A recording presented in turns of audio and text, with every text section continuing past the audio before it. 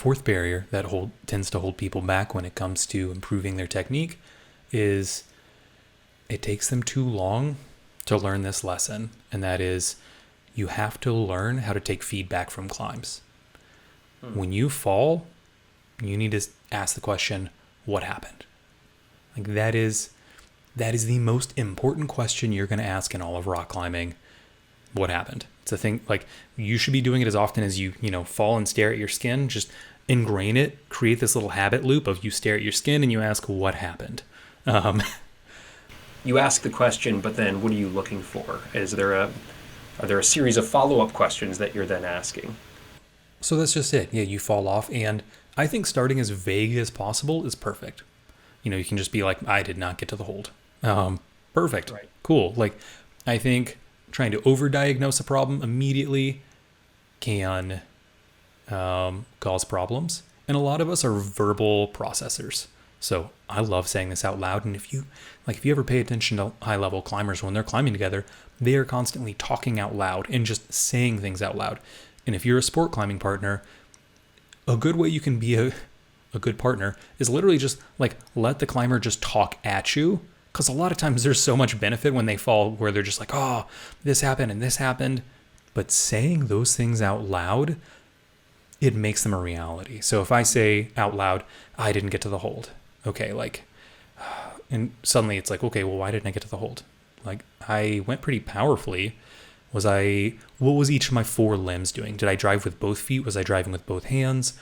Where did I arrive when I got to that destination hold? I didn't quite get to it, but was my body really far out? Was it close? I'm suddenly just kind of going through this whole laundry list of items.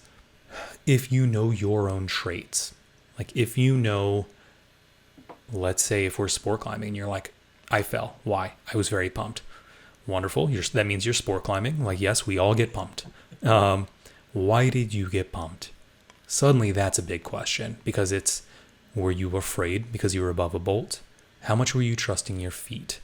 There's so many different things. Were you over gripping because you were past the red point crux and you went from climbing offensively and you were here to send to climbing defensively and just trying not to fall? So you slowed down. You started really locking every move off, just pouring energy out the window, hoping to guarantee success, but you didn't have the extra gas in the tank for that.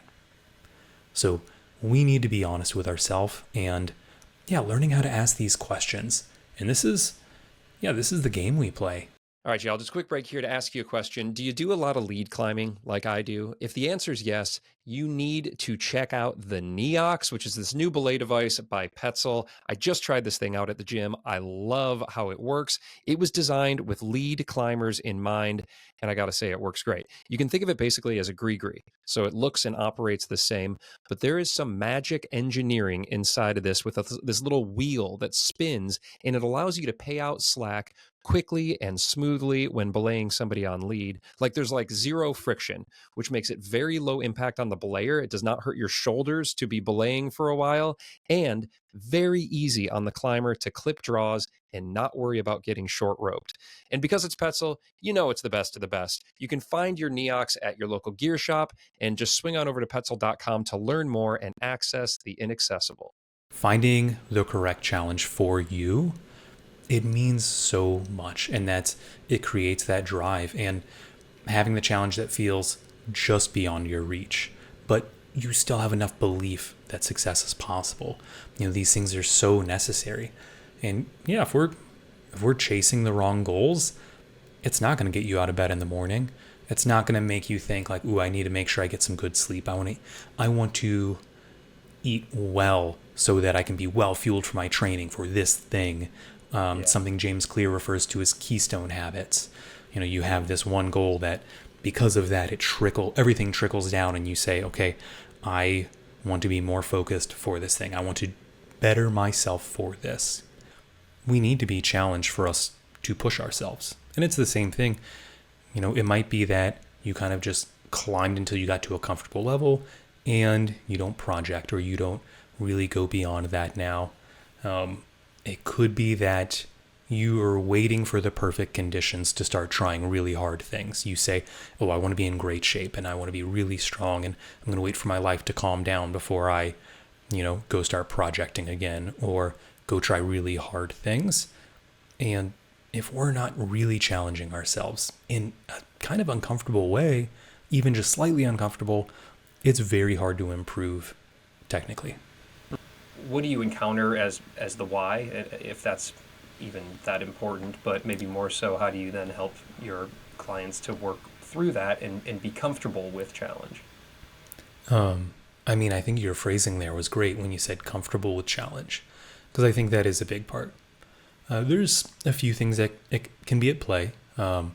One, maybe just for the time being, they might not be that excited about specific challenges. Just simply, you don't have the want. It can also be the case of not being kind of in the right venue. So climbing is really cool because you can pick your own goals. Like we could say the universal goal is to get to the top, but for ravioli biceps, it's chasing benchmarks. It's this completionist mindset, or maybe it was, and now it's more, he really wants to, share his love of the board with the community and really bolster the community. That is his goal in climbing. And that's very different from someone who's a weekend warrior who wants to climb 100 512s in 1 year, or someone who just does it for fun to get in shape. As humans, we thrive with challenge, but it has to be something that we signed up for. Like it has to feel like we volunteered for this. Otherwise, it just feels like work, It's Right. like, it feels like drudgery. It's like, oh, I'm doing this to pay the bills. I'm here, I'm punching the clock. It's funny, I've had plenty of clients who it took them a long time to realize they didn't want to climb Trad or Big Wall anymore. They felt like that was the thing that got them into climbing was adventure, like this big grandness of being outside. And that was the pure, true reason. And it's why all their friends climbed. But then at a certain point, they were like, well, I'm not into that anymore. I want my equivalent of chasing the 4-minute mile. I want to try and climb 514, or I want to climb a V10 that is 5 feet tall.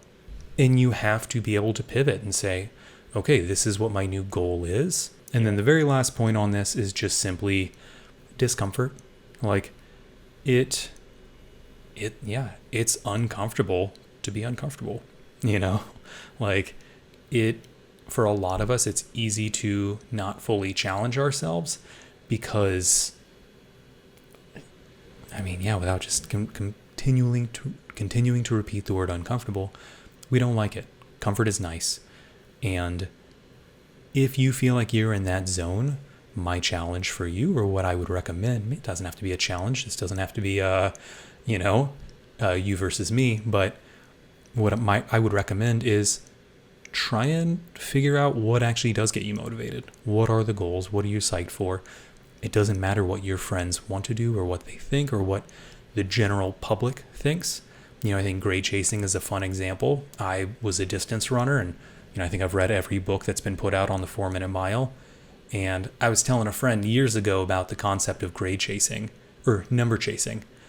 And he was like, does that not seem comical? And he was an elite runner. He was like, that's what we did. We just chased numbers. Like that is the sport we played. And it's hilarious that it is this derogatory term, in rock climbing. And I was like, yeah, you're absolutely right. It's so funny that performance can sometimes be shamed in climbing. But yeah, what you do with climbing, it's no different than the type of food you like to eat, the type of music you like to listen to. There aren't right and wrong answers. It's just preference.